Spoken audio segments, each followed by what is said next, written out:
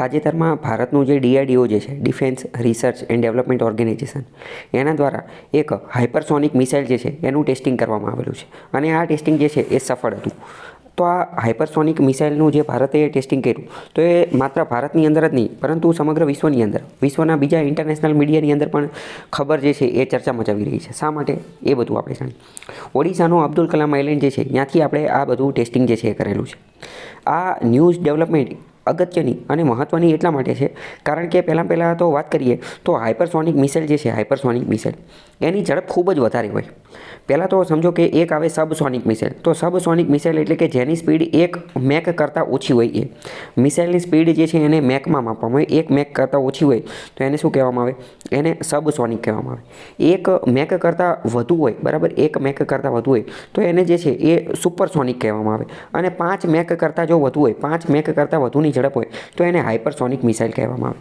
તમને એક વસ્તુ ખબર હશે કે કોઈપણ દેશ ઉપર જ્યારે મિસાઇલ છોડવામાં આવે તો એ દેશ જે છે એ અમુક એન્ટી મિસાઇલ ટેકનિકનો ઉપયોગ કરતો હોય. જેમ કે ઇઝરાયલ પાસે આયરન ડોમ છે. તો આયરન ડોમ શું કરે કે મિસાઇલ જે આવી, બરાબર, મિસાઇલ આવી તો એને મિસાઇલને કાઉન્ટર કરવા માટે જે છે એ એની વિરુદ્ધમાં બીજી મિસાઇલ છોડી દે. એના કારણે શું થાય કે હવામાં એ મિસાઇલને નષ્ટ કરી શકે. ભારત પાસે આવું રશિયા દ્વારા બનાવેલું જે S-400 મિસાઇલ ડિફેન્સ સિસ્ટમ જે છે તો એ પણ આવું જ કામ કરે છે કે બીજી કોઈ મિસાઇલ આવી તો એ મિસાઇલને આકાશમાં હવામાં જે છે એ તોડી પાડે. આપણી પાસે આવા મતલબ કે મિસાઇલ ડિફેન્સ સિસ્ટમ છે, બરાબર. અમેરિકા પાસે પોતાનું THAAD નામનું જે છે એ મિસાઇલ ડિફેન્સ સિસ્ટમ છે. પરંતુ મેઇન વાત શું છે? મેઇન વાત એ છે કે જ્યારે હાઇપરસોનિક મિસાઇલ જે છે ને એ જ્યારે છોડવામાં આવે તો આ પ્રકારના મિસાઇલ ડિફેન્સ સિસ્ટમ જે છે એને કાઉન્ટર કરી શકતા નથી, એને હવામાં તોડી પાડી શકતા નથી. કેમ? કારણ કે આ હાઇપરસોનિક મિસાઇલ એની સ્પીડ જ તે 5 મેક કરતાં વધુની હોય છે. તો જેવી આ ત્રાટકી જાય અને સામેના દુશ્મન દેશ ઉપર જ્યારે હુમલો કરે તો હજી તો મિસાઇલ ડિફેન્સ સિસ્ટમ એટલે કે પછી એ આયરન ડોમ હોય કે S-300 કે S-400 કે પછી THAAD ગમે હોય, એ હજી વિચારે કે ક્યાંથી મિસાઇલ આવે, શું કરે, ઓલું પેલું, એ ડિસિઝન લે, નિર્ણય લે, એ પહેલાં તો આણે હુમલો કરી અને જતા રહ્યા હોય. કેમ? કારણ કે સ્પીડ ઇઝ ધ કી.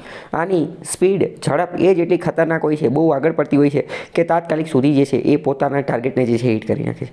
તો એટલા માટે આ એક અત્યંત મહત્ત્વની ન્યૂઝ ડેવલપમેન્ટ છે. બીજી વાત કરીએ કે આજે હાઇપરસોનિક મિસાઇલ જે છે તો હાઇપરસોનિક મિસાઇલ પહેલાં તો બહુ બધા દેશો બનાવેલા નથી. આ એક ઇલાઇટ ટેકનોલોજી છે. ઇલાઇટનો મતલબ શું કે હજી બધા દેશો પાસે છે નહીં. અમેરિકા, રશિયા અને ચીન, આ 3 દેશો પાસે જ તે હાઇપરસોનિક મિસાઇલ ટેકનોલોજી છે અને ભારતે પણ આ કામ કરી નાખ્યું. તો આ એક અત્યંત મહત્ત્વની બાબત કહેવાય. આમે તે એ લોકો આપણને આવી ટેકનોલોજીની આપતા નથી અને આપણે આપણી જાતે DRDOએ આ કામ કરી નાખ્યું તો એ બહુ સારી વસ્તુ કહેવાય. બીજી વાત કરીએ કે અમેરિકા જે છે એની પાસે પણ આ જે ટેકનોલોજી જે છે એ રશિયા જેટલી ખતરનાક નથી. આપણે વાત કરીએ જે હાઇપરસોનિક મિસાઇલની અંદર વાત કરીએ તો રશિયા જે છે એ હાલ બહુ આગળ પડતું છે. રશિયા જે છે એ ઘણું જ આગળ છે, બરાબર. આની પહેલાં મેં એક વિડીયો બનાવેલો હતો. રશિયાએ જે છે આનું એક ટેસ્ટિંગ કરેલું હતું હાઇપરસોનિક મિસાઇલનું, બરાબર. અને અમેરિકા પણ વારંવાર આવા ટેસ્ટિંગ કરતો હોય છે. તો હવે ભારત પણ આ ઇલાઇટ ગ્રુપની અંદર સામેલ થઈ ગયું છે. તો આવા પ્રશ્નને એ બધું પૂછાઈ શકે અને આ તમને ખ્યાલ હોવો જોઈએ.